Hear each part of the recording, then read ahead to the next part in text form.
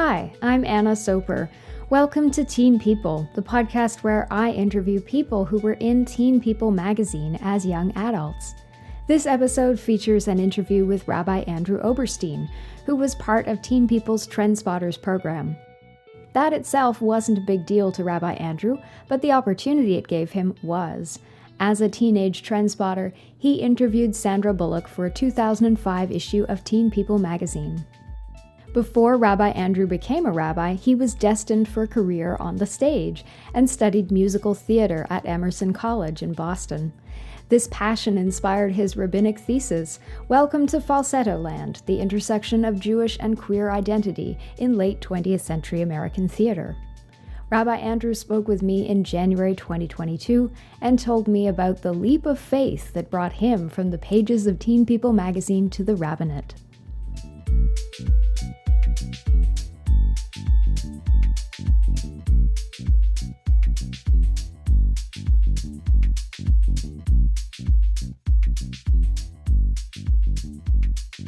I grew up in Los Angeles, and it was actually it was my senior year of high school.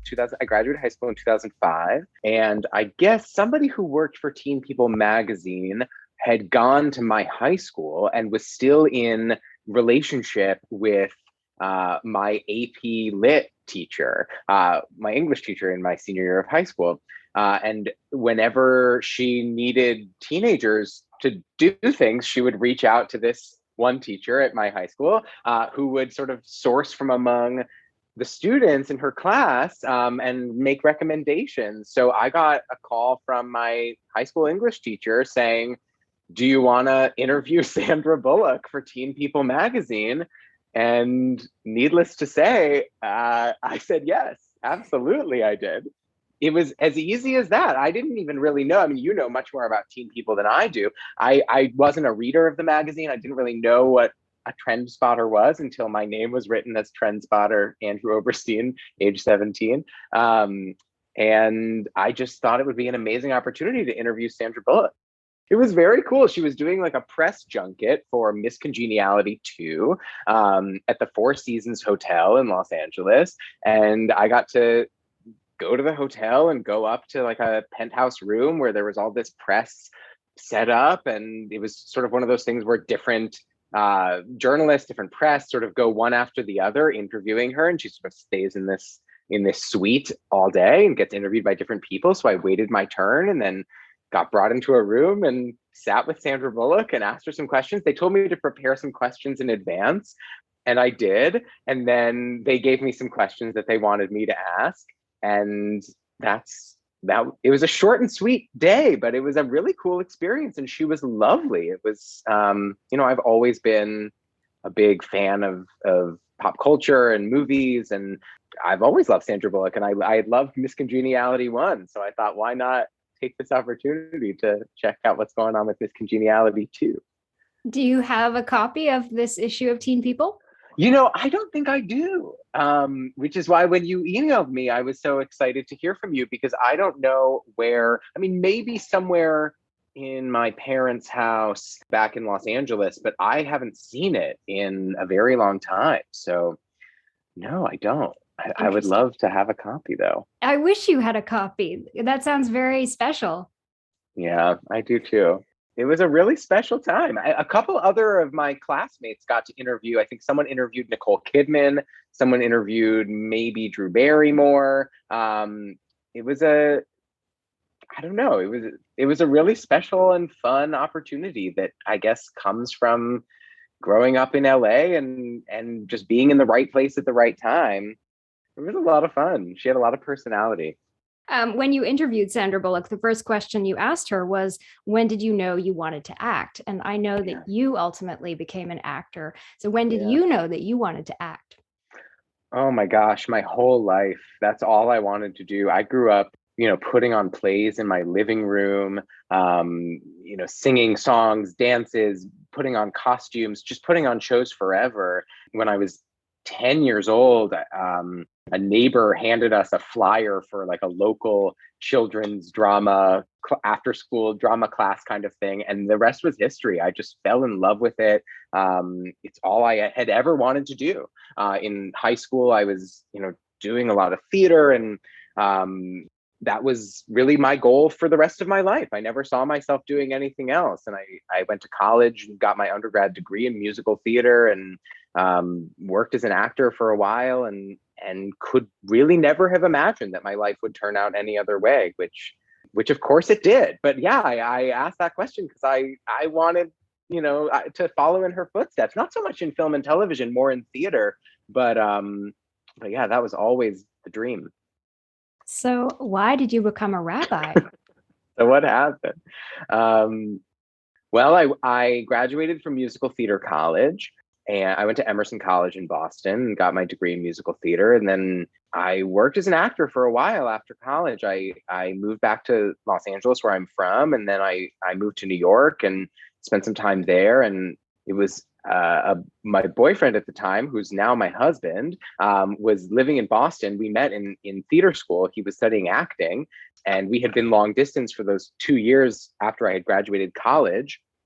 And he didn't want to leave Boston. So I ended up moving back to Boston and started acting around Boston. And so after about 5 years or so of acting in LA, New York, Boston, different places around, I really just started to feel like maybe that wasn't what I wanted to do. Like maybe I was living the dreams of the 17-year-old who made the choice to go to musical theater college, and that I was sort of doing something that I had always wanted to do, but I had to evaluate, is this actually really what I want to do with my life? Do I love the day-to-day of this? The answer was no. There was a lot about being an actor that wasn't really right for me. I think I craved a sense of stability. I craved a sense of, I really believe that the arts can make a difference. I believe that theater can change people's lives. It changed my life, but you're not always so lucky to be doing the kind of work that you feel is meaningful and significant and changing people's lives. And I found myself doing work that I didn't really believe in, that I was just sort of doing because it was a paycheck, and that I didn't feel like I was having any kind of impact. And as much as I wanted to be an actor as a kid, I also wanted to do something that had some kind of meaning and impact on the world. And so I just felt a little bit like maybe there's something else out there. And around that time, my husband, who grew up Catholic, was in the process of converting to Judaism. And we had been really active in our synagogue in Boston.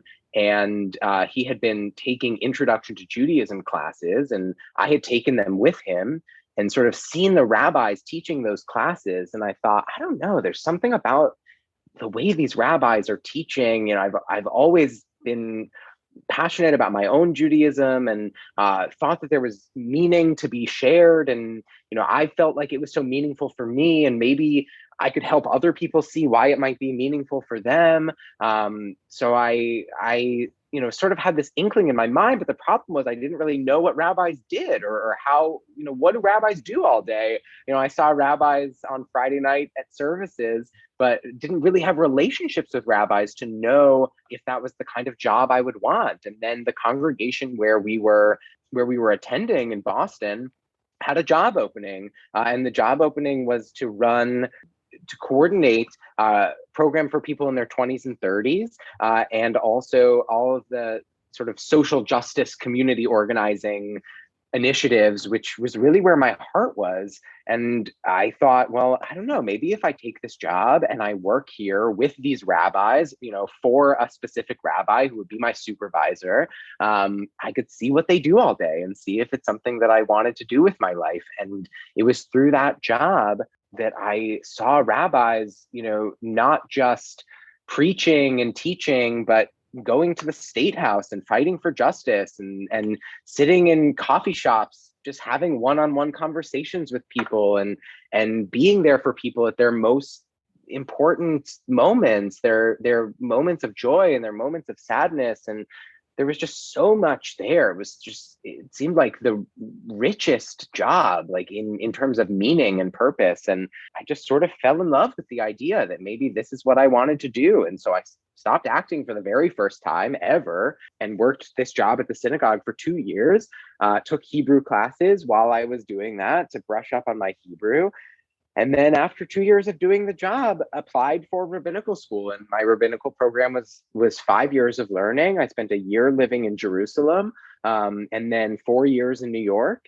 And then as I was finishing up rabbinical school, I was interning actually at this congregation where I had been a member and where I had been working in this role, and where my husband had converted and where we had gotten married. And it was just a really fortuitous situation where when it came time for me to get ordained as a rabbi and start looking for jobs, there happened to be an opening at the synagogue where I had been interning, and now I work there. And that's really the sort of full circle movement. So we moved back to Boston this past June, and I started working there this past July.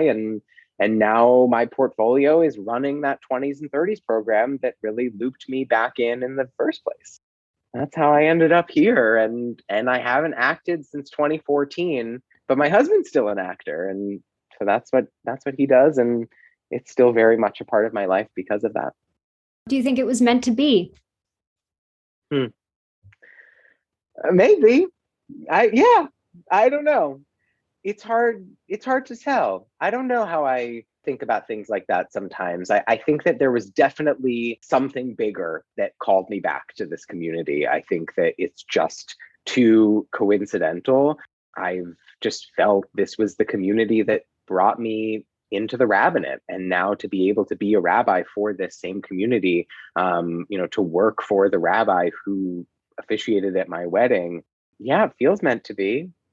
I have the ability to say what I want to say from the pulpit, and that's an incredible privilege and an incredible responsibility. So I'm allowed to speak about the issues that are important to me, that are important to the community. I can speak as an openly gay man, as a rabbi. I have the ability to raise the issues that I think are of concern for our community. And I work in a community that cares deeply about social justice and sees justice as a real expression of their Judaism. It sees Judaism as calling us in a kind of mandate to pursue justice and to make this broken world more whole. It's an incredible privilege, an incredible responsibility. And there's so much theater that does that, but not everyone has the privilege to do that. And I do now have the ability to be a part of this work on a daily basis. And our community is so deeply involved in so much work to make this world better, to make our community better, to make our city better. And I'm just grateful for the opportunity to be a part of that. I read one of your sermons from July of 2020 as America was responding to the murder of George Floyd. And you quoted John Lewis's memoir and wrote that the past matters tremendously. Yeah. So we seem to be at a point in time where a lot of us are reflecting on the past, where we've been and where we're headed. What is it about the past that's significant for you? I mean, if we pay attention to it, it tells us what our future could be, what our future might be if we repeat certain mistakes, or if we repeat certain good choices that we've made in the past. It's a guide for us to be able to know where we're headed. There's so much that we ignore when we don't look backwards. Of course we live in the moment and we live moving forwards, but there's so much wisdom to be gained from studying the people who came before us. I mean, they were just human beings. It's not how history is taught in schools. I mean, it's so dry for so many people. We don't see these people as living, breathing humans with blood pumping through their veins, but of course they were. And they had problems just like us, and they navigated similar issues to the ones that we navigate. And so when we study how they responded to trauma, to oppression, to marginalization, it can be an incredible guide for us to be able to make a different choice or to follow in those footsteps. We can't have the chutzpah, the audacity to, think we know better, to think we know everything. There's so much to be learned from looking backwards. I read a sermon, and I'm not Jewish, so I can't remember the name of this holy day, but you described it as the lowest point in the Jewish calendar. Tisha B'Av. Yeah, it's the 9th of the Hebrew month of Av. Is the saddest day in the Jewish calendar. And it's a time of mourning. It is. During the 2020, in the first year of our pandemic, in the first few months, you wrote, "This year, it feels a little easier to tap into a sense of despair. This year, we do not have to perform the act of mourning.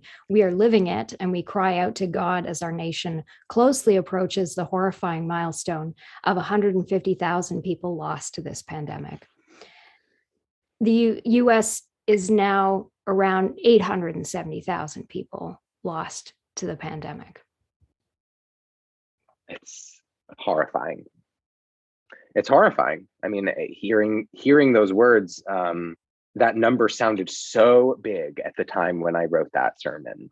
And to think of where we are now, and to think of the lives that are lost now, and the trajectory that we've headed down, is horrifying. It's absolutely horrifying to think of what could have been if this was preventable. This is not how this had to be. And it's not just American lives, it's worldwide lives. And it's so easy to think about COVID-19, in political terms. I spoke about this on the Bima last Friday night. I think that it's so easy to tell the story of COVID-19 as a story of political division and miscommunication and the CDC and political memes and all of that, and to forget that, no, this is actually about people's lives. This is actually about human beings with families and loved ones who are dying because of misinformation, because people are selfish, because people are refusing to get vaccinated, because people are refusing to wear masks, because people believe lies, because people spread lies. The ramifications mean that people die. And it breaks my heart to think about that, how big that number felt when I wrote that, and where we are today. Yeah. I noticed as I read that to you, I had my hand on my face, and as you were listening to me, you had your hand on your face, and there's something so exhausting about that. It's so exhausting. Yeah. In one sermon, you talked about climate grief, and you said, "I'm haunted by democracy grief." And you wrote that before January 6th, 2021. That sermon was so in rabbinical school, we give a senior sermon in our last year of school. And that was a sermon I gave on February 13th, 2020, which was my nephew's first birthday. I remember that because it's a big part of the sermon. And yeah, I actually so the Hebrew calendar, we read our Torah in a cycle. So we read the entire thing through over the course of 1 year. And we just recently came across that same Torah portion this year. Parshat Yitro is the name of the Torah portion. And so I was talking to a friend of mine about this, another rabbi, about that Torah portion, and she was reading that sermon. And I think there was some line that she pulled out that said something like, in 2020, even just walking out of our doors outside can feel like a scary thing. This was before, this was February, this was before March. And, little did anybody know what would be coming, but it's a good reminder for me to have that in writing, that things were terrifying before the pandemic.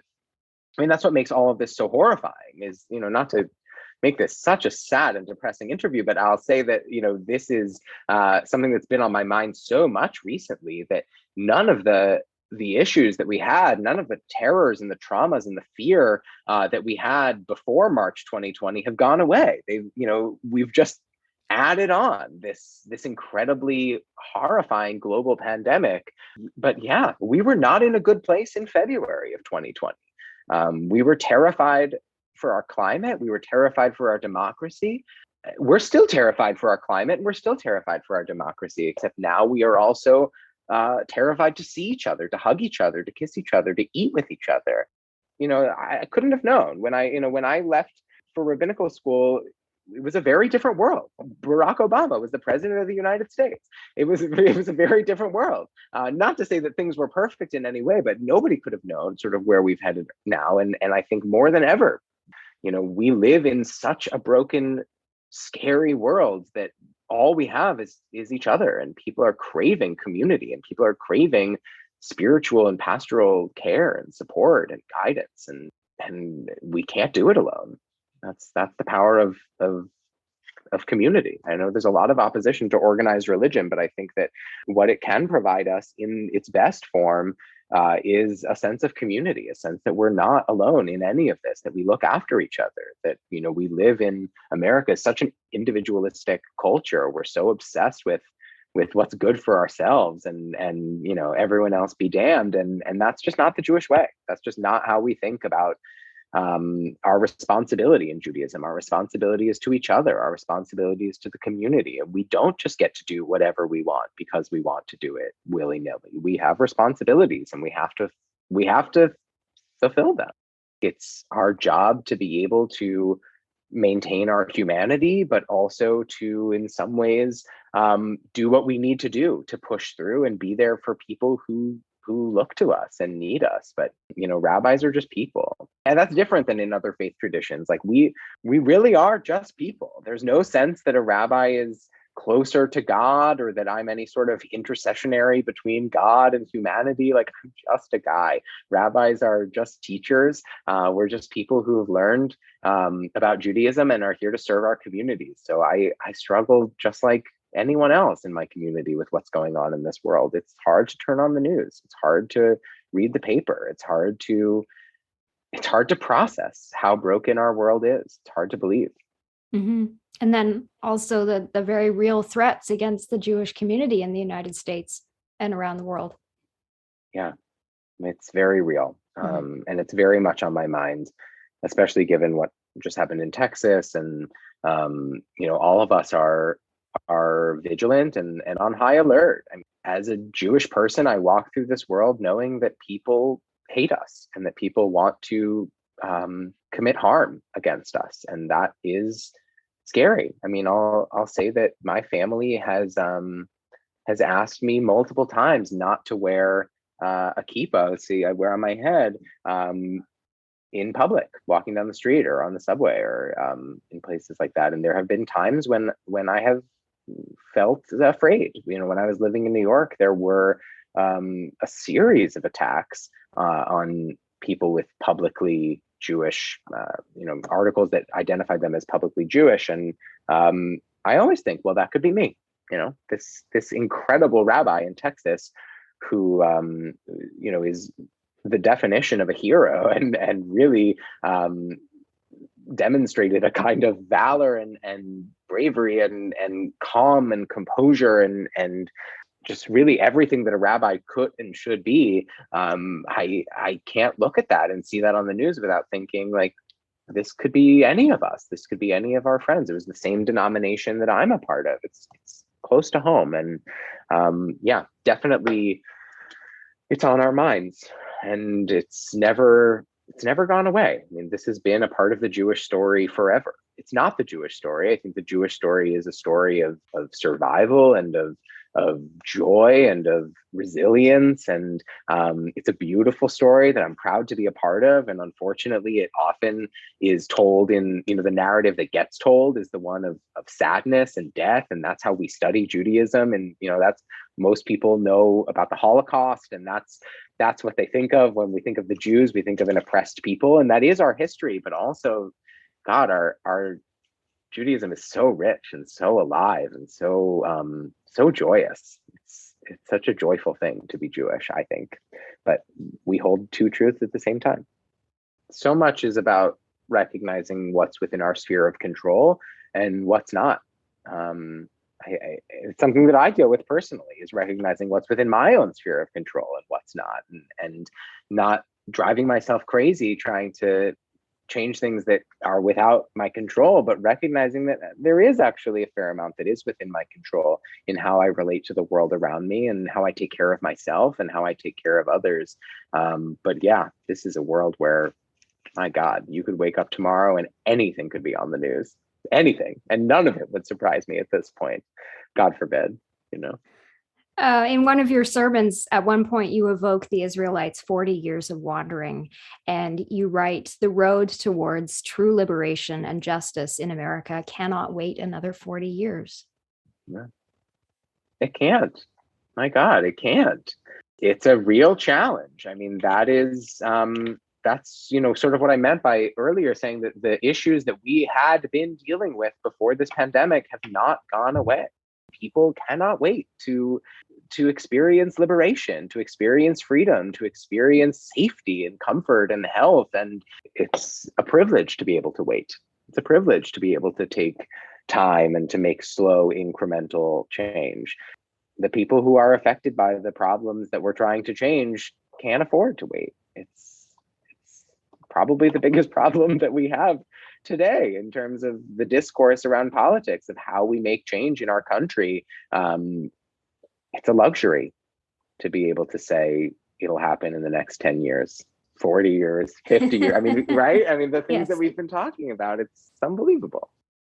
I am a part of the reform movement, and throughout my life, the reform movement has been actively and at the forefront of supporting the LGBT community. It hasn't always been the history of the reform movement, hasn't been the history of anyone always, but at least in my lifetime, at least in my adult lifetime, it really has not been an issue in the eyes of Reform Judaism. I think Reform Judaism deeply emphasizes human dignity, deeply emphasizes the dignity of every human being and the right of every human being to live their authentic lives as their authentic selves. I think we have an attitude toward, I'll speak personally and I'll speak for most people within the movement, that I think we know that the authors of the Torah did not have my relationship with my husband in mind when they wrote the laws that they wrote. I think that we have to recognize that they're not talking about the kind of partnership that we have today. And in the reform movement, I think we have the ability to say, we love our tradition, we believe in our tradition, but we need to move our tradition into the future, into the contemporary time. And we know in the movement that love is love. So I've just been grateful to have that as my model. I didn't grow up in a homophobic religious tradition. So I mean, it is a part of Judaism. It is a part of religion in general, but it's not a part of my denomination within Judaism now. I mean, that's not to say that there aren't homophobic people a part of every community. But the congregation where I work now has been performing same-sex marriages since the 1980s. So that makes me proud to be a part of that community. I'm not only not the first gay rabbi in this congregation, I'm not even the only gay rabbi in this congregation right now. So it's something that I feel really grateful for, that it's such a non-issue, that I can stand on the bima and speak about my husband openly, publicly, that I can talk on your podcast as a gay rabbi openly and publicly. It's not everyone's experience. And I think that within the Jewish world, there are many people still today who feel like because they're gay, there's no place for them in their community. It's heartbreaking. It's not the Judaism that I know. It's not what I see our tradition teaching.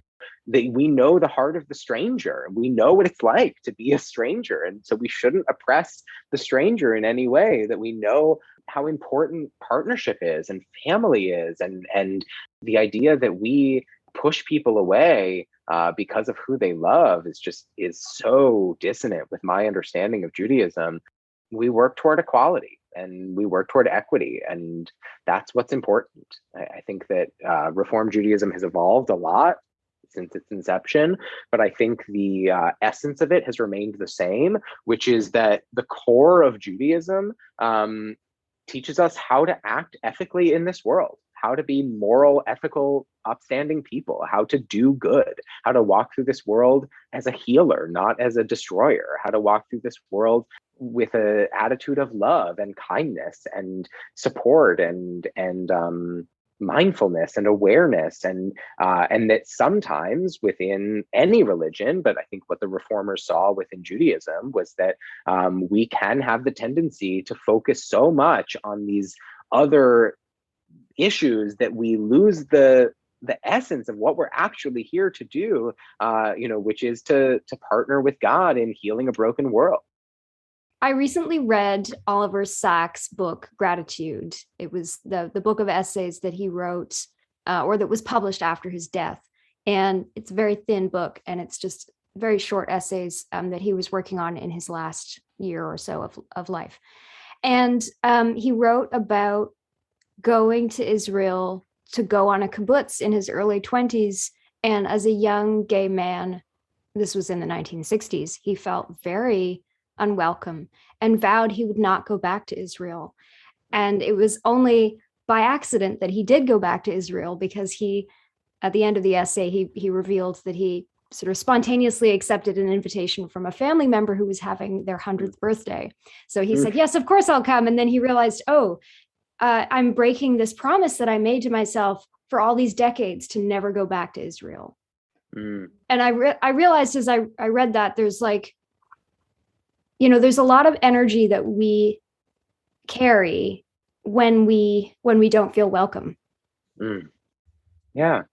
And I mean, Jews know what it's like to not feel welcome. That's been our story. So it's sad. It makes me sad. It breaks my heart to hear that, gay Jews, to know that gay Jews have that experience of not feeling like they are welcome on the inside. Like we live on the outskirts of the Jewish world. Again, that's not my experience in the Reform movement, but it is the experience of many people. And it's horrifying. I mean, going back to your earlier question about why it's important to look at the past, here is a perfect example of why it's important to look at the past. This is why it's important for us as Jews to know our history of never being seen as part of it, always being seen as an other, always being othered. And then when we learn that, when we internalize that, it becomes an imperative for us not to do that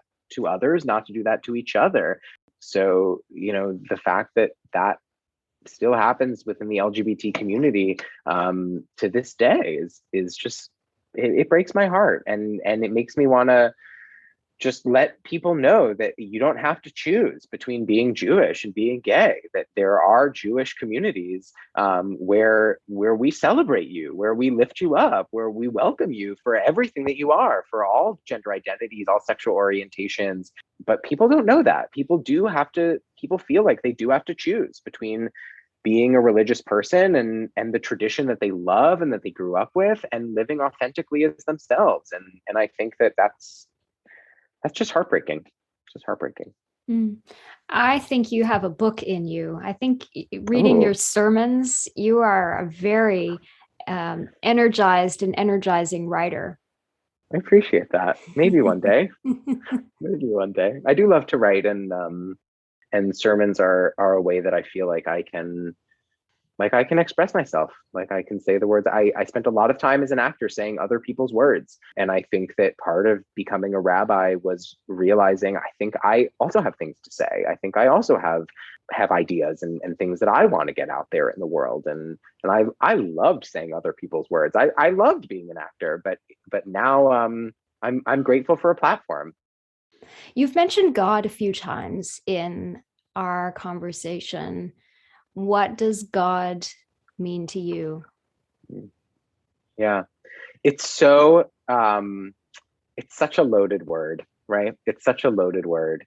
It's such a scary word, I think, for so many people, because I think it's so hard to separate a couple things. One is separate this notion of sort of a bearded man in the sky who, throws thunderbolts down or lightning bolts down at people when they do bad things, or gives you candy when you do good things. I think it's also so hard to reconcile this notion that there could be God when there is so much suffering in this world. And if there is God, then why doesn't God intervene? And I think it was helpful for me to sort of separate the God character from the Hebrew Bible, who I study. I think that our texts are sacred and divinely inspired. But when I pray to God, I'm not necessarily praying to the character that I'm reading about in the Bible. And I think it's possible to believe in God without having a belief that God has the ability or that God intercedes in our lives and rewards us for doing good things and punishes us for doing bad things. I think empirically that's not true. That does not happen. Like, I think if that kind of theology is dangerous and scary, when I think about God, I use that word because that's the word that we use, but it's for me, less of a sort of conscious being that intervenes in our lives, and more an energy that, when I think about the Hebrew word for God, there's a teaching that the Hebrew name of God, we don't say. The letters that spell out God's names are the letters Yud, He, Vav, and He. We don't pronounce that. It's an unpronounceable name, and we have sort of euphemisms that we say when we come across that name and when we read it. But within that sort of phrase, that Yud He Vav He that makes up God's name, those are the letters that we use to spell out the Hebrew words for was, is, and will be. Haya, Hoveh, Yihiyeh. So that's why sometimes we translate God's name as the eternal. To me, that's God.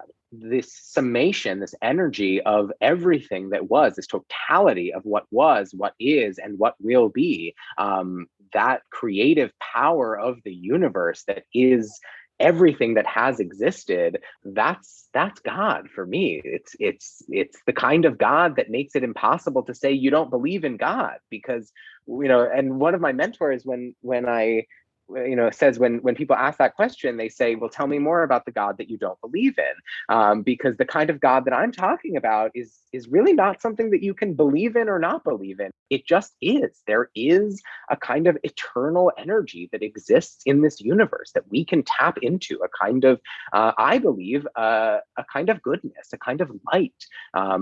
And when darkness happens, when brokenness happens, in my mind, it's an absence of that. It's a disconnect from that.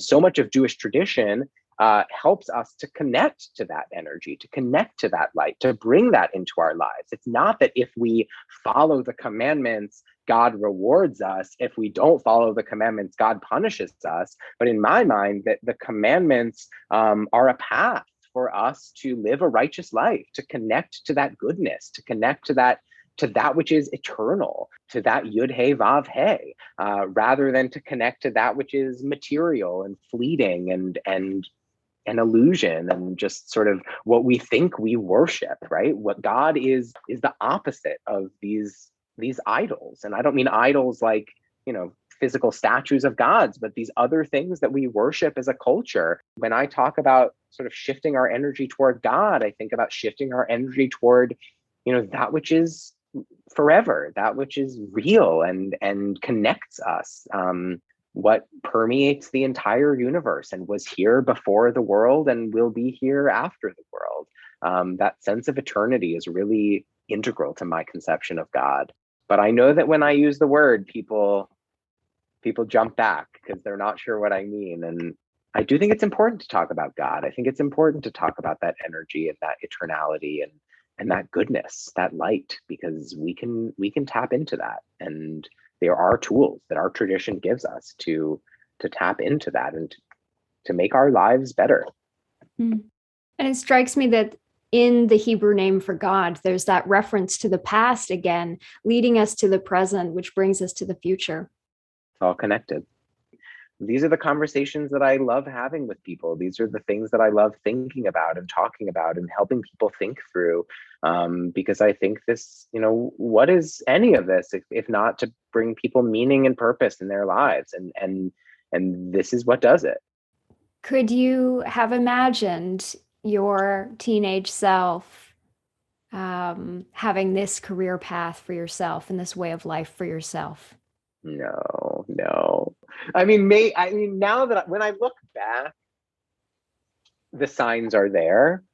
I think it makes sense. I think a lot of my passions and a lot of my skill sets and a lot of the things that I have been drawn to, like looking back, it makes a lot of sense. I think I grew up at a Jewish summer camp. I tell this story sometimes. I grew up at a Jewish summer camp, and we had prayer once a day, and in this chapel outdoors. And I remember like stealing the prayer book from the chapel and bringing it back to my cabin to like read it through in my cabin. And like, that was not something that the other kids did. Like, I really loved the spiritual aspect of Jewish life from a young age. And I think it makes sense that I'm in this field, but I couldn't have imagined myself doing anything other than acting. And I used that language for a long time throughout high school, throughout college.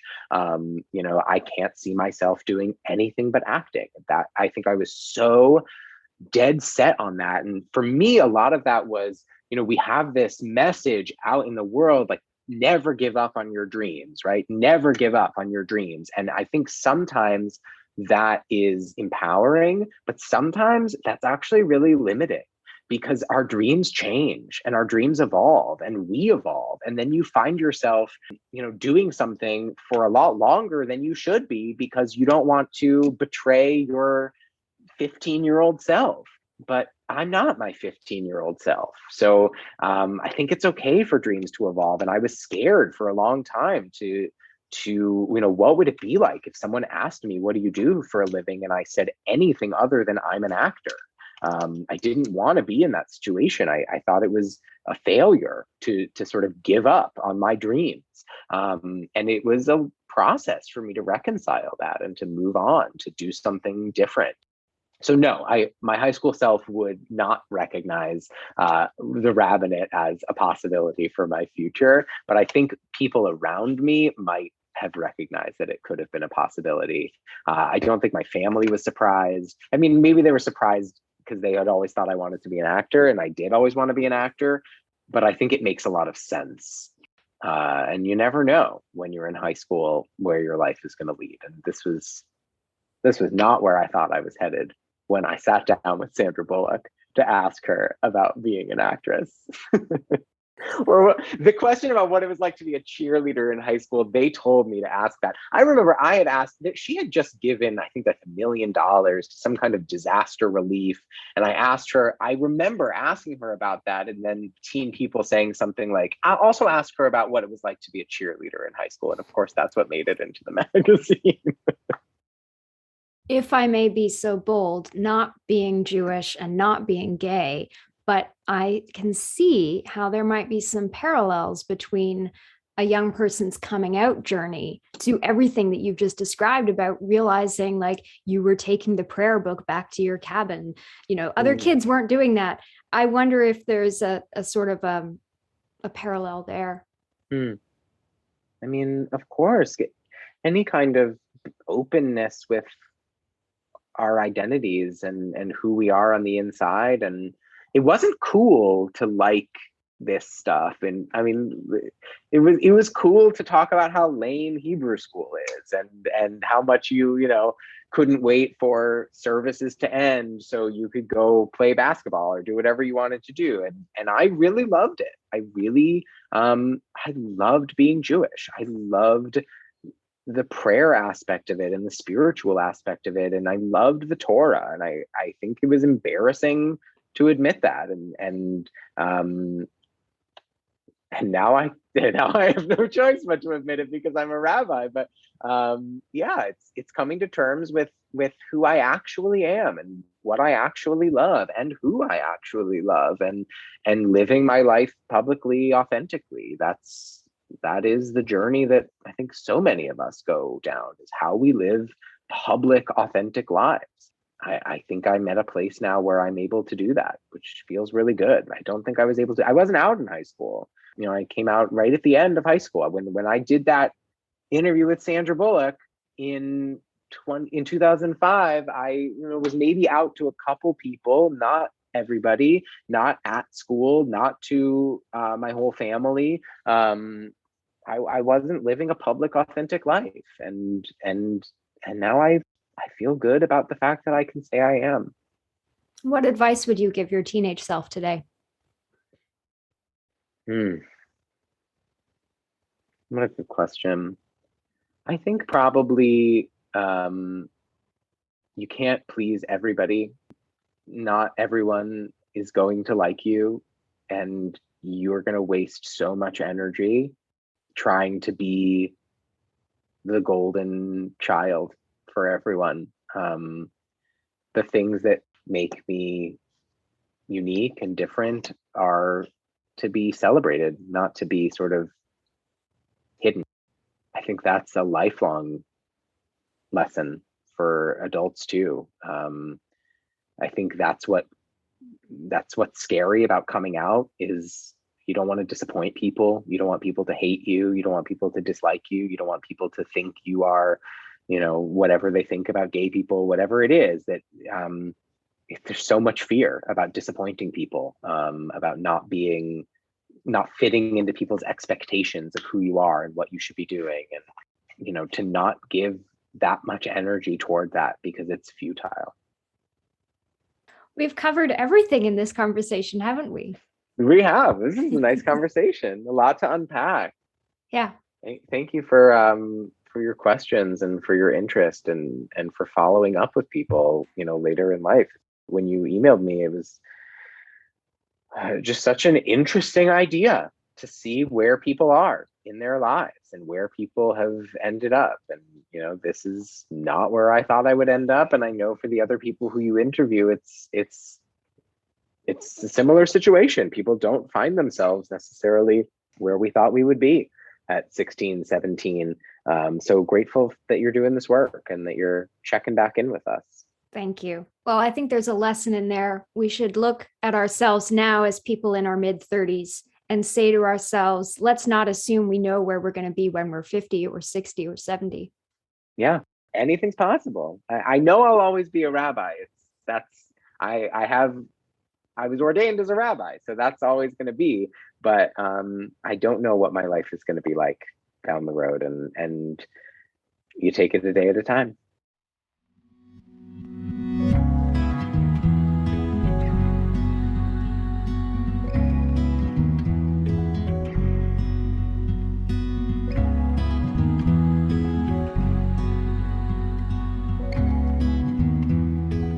What's the most outrageous thing Sandra Bullock's ever done for a film role? What advice would she give her teenage self? And why did she become a cheerleader? Find the full text of Rabbi Andrew's interview with Sandra Bullock on my Twitter and Instagram @TeenPeoplePod, and on my Tumblr, teenpeoplepod.tumblr.com.